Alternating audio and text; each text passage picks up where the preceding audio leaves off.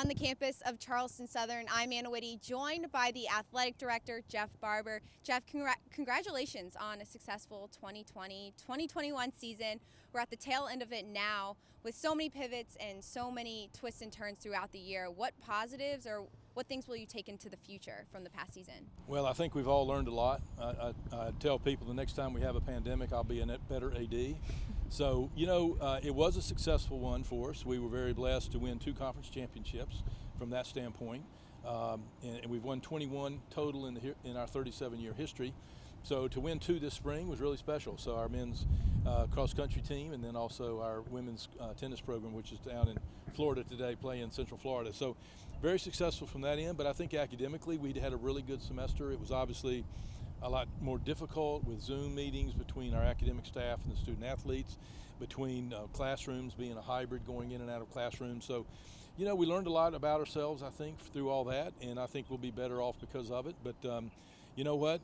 We had some COVID cases, but nothing really was real serious. We had some shutdowns, which you never like as well. But I think overall, our training staff, Steele Morris and his crew, and the coaches and our staff have done a really, really great job of just doing the things necessary to get through it, and without any big bruises or too many problems. What's the one big thing that you did learn about yourself this year? That I can listen to about 8 hours of Zoom a day and still survive. I think probably just the flexibility of it all. I think we all learned how to think on our feet better, how to, I know I have to rely more and more on other people. With so many factors going on, and you just have to really rely on everybody else and just include people in decision making and just get better at that. I think is something that we did. As an AD, the season doesn't end at the end of the school year. You were speaking about all these interviews or meetings you have at the end of the year. What does the summer look like for you in 2021? Well, it's interesting. A lot of people think athletics is a pop-up book. Mm-hmm. They think we show up in September, the first football game, and everything's done. But really, at this time, and we're really kind of closing down the year, so it's staff evaluations, it's all the head coaches' evaluations, end of season. We would normally do the fall sports in the fall, but because we played everything in the spring, so we've got all those evaluations going on and all the other staff members. I've got about 35 evaluations, and it takes a lot of time to do that, but it's always good to talk with folks and hear where the programs are and what we need to do to get better. But really, we're already working for the upcoming fall. I mean, you got to order promotions ahead of time. We're going to do a Low Country Appreciation Day in football again. So now it's reaching out to the mayors and getting it all prepped. So probably the first half of June, from now to the first half of June, is just closing down this year, keeping an eye on the future and starting to do things for the fall. And then really, July is kind of our slowest month, if there is such a thing. And then when August comes, obviously the student athletes are here, and we got summer school going on and summer access for football, both men and women's basketball. So it really never slows down, but we're really kind of closing down now and getting prepared for the upcoming fall. And what outcomes of this past year are you looking to build on as we head into the fall? Well, that's a really good question. I would say, academically, we're always trying to get better. What will study hall look like? How can we make study hall better? How can we make the interactions between our academic staff and the student athletes better? Just a lot of moving parts with it. We're just going to try to learn from this, and whether the Big South has decisions that still has some decisions that needs to make about next year based on how we did things this year. I think you'll see a lot of the landscape of college athletics change. For example, maybe more virtual coaches meetings instead of people meeting in Charlotte, or we did look this year and had a process of Final Fours for a lot of our sports, and cost savings. The COVID situation is still impacting a lot of schools financially, so we have to look at what we learned this year and kind of plan ahead for next fall to make sure that financially we can make it all work. One piece that fans don't really see is the summer when it comes to student athletes preparing for the fall. What does an average summer look like for your student athletes here at Charleston Southern? Well, when they leave here after graduation, some of them are in summer school. A lot of them go back home and get jobs. The coaches will typically give them a summer workout plan, a weightlifting up plan or something that they can do. So most of them are gone. We have about 340 student athletes, and we'll have about 100 come back for the NCAA allows summer access so that football and men and women's basketball can come back and they can have workouts and they can have some formal practices. The other sports don't do that. So we're hoping that they're home, staying in shape, doing the right thing, getting better. So when they return, we'll be ready. They'll be ready to go. But again, those three sports that I mentioned will be here, and they'll be going at it pretty hard.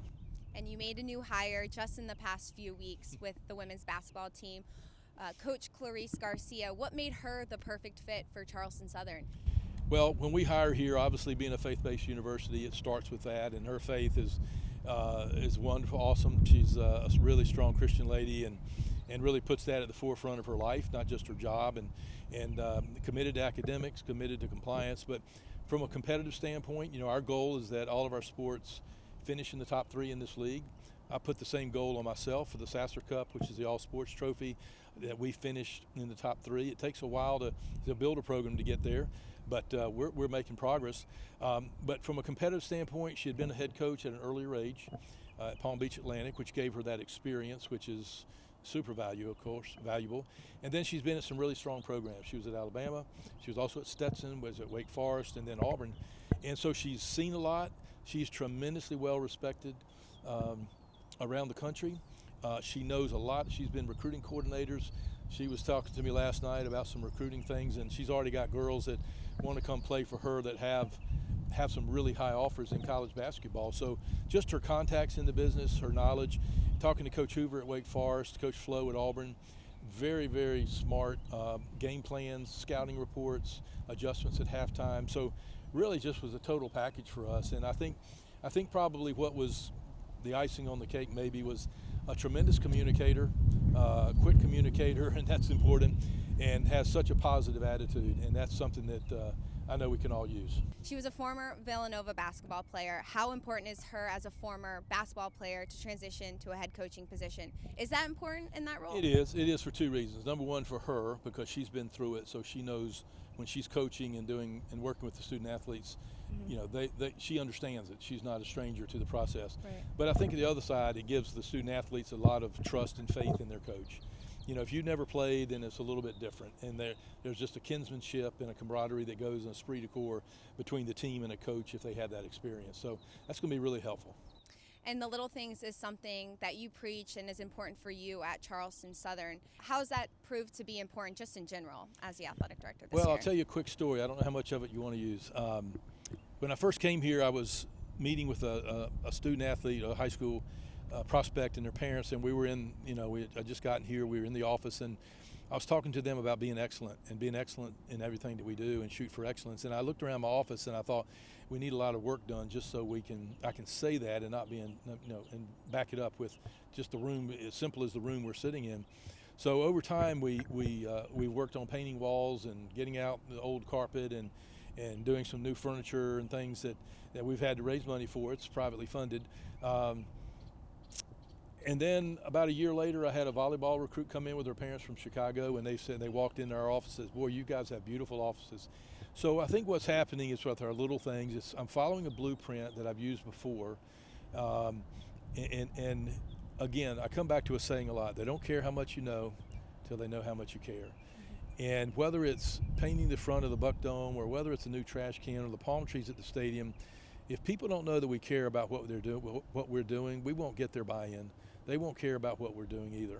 So we have to show people that we care. We have to show people that it's a program on the move and not one that's stuck in mediocrity, and that we're always pushing to go and get better. So, my friend Lou Holtz always said, we're not where we want to be, and we're not where we're going to be, but thank God we're not where we used to be. So all that means is we've now done 493 little things to get better.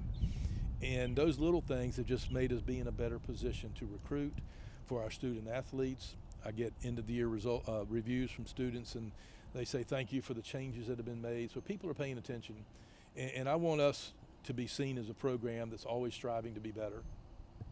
We can have great aspirations to be like a Power 5 school. We don't have obviously the kind of budgets they have and facilities, but there's so many other things that we can do to show that we really care. And also, I would say this, I've always believed, and I got this from the guy that hired me at my past school, is if it's Christian, it ought to be better. We're representing God in what we do, so we ought to put our best foot forward in every little thing that's possible. What's the 494th little thing that you have planned?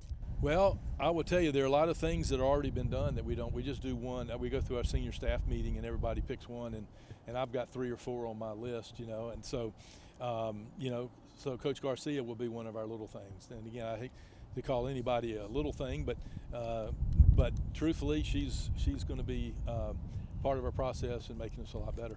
And going off of the little things, what are some things that you have in store and the fans can look forward to as we head into a fall season?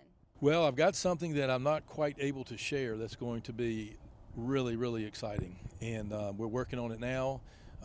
We've got a few more days before we'll be able to announce a press release, but we're always just trying to get better. So whether it's painting and cleaning and fixing up, we've always got stuff that we're going to do. But we do have a very special announcement that I hope we'll be making next week that I think will be very, very exciting. Well, I like that tease. You're going to keep us all on our toes waiting for that announcement.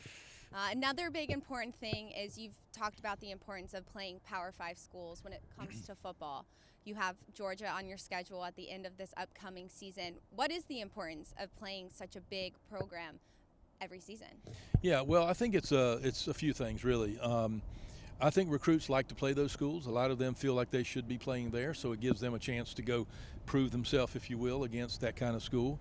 It's really good for the fans. It's really good for the school. It gives us a lot of public relations or people know about us. And so, if Georgia's ranked 3rd in the country and, we're up on ESPN, they're talking about Charleston Southern, so it's good publicity for the school.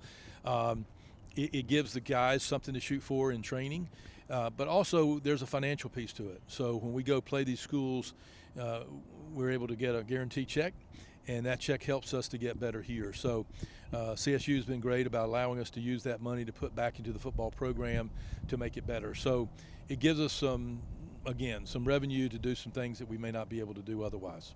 Football's normally played in the fall. This past season, we played 2 football games right behind us. Now that we're looking from a hindsight perspective, was it important to have those 2 games in the spring? I think it was. I do think it was. I think it gave the guys, again, something to shoot for. You hear about coaches a lot, whether it's basketball, doesn't matter the sport. Guys get tired of just playing against themselves all the time. So it was important. We missed the fall, but we did get a chance to play 4 games in the spring.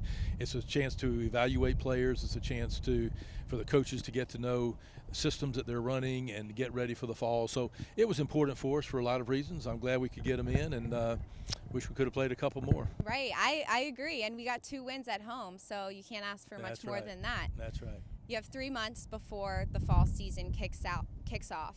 I know it's a little too far away to talk about attendance when it comes to sporting events, but what can fans expect right now when it comes to football, soccer, and volleyball? Yeah. Well, obviously there are NCAA protocols and there are state protocols, and then CSU has a pandemic committee as well. So, we have to follow all 3 of those rules. So this spring, we had a limited list and it was a pass list only. We're just hoping and praying, Anna, that that'll go away and we'll be able to go back to full. We're hearing, baseball or NFL or whoever, you're hearing people that are making that decision. So our goal and our dream and hope is that we will be back at full steam and we'll be able to have a normal kind of fall. If not, we'll adjust when that time comes, but that's what we're hoping for. Well, thank you so much for your time. We really appreciate it and keeping us all informed on what's going on within your athletic department. Thank you so much for the time.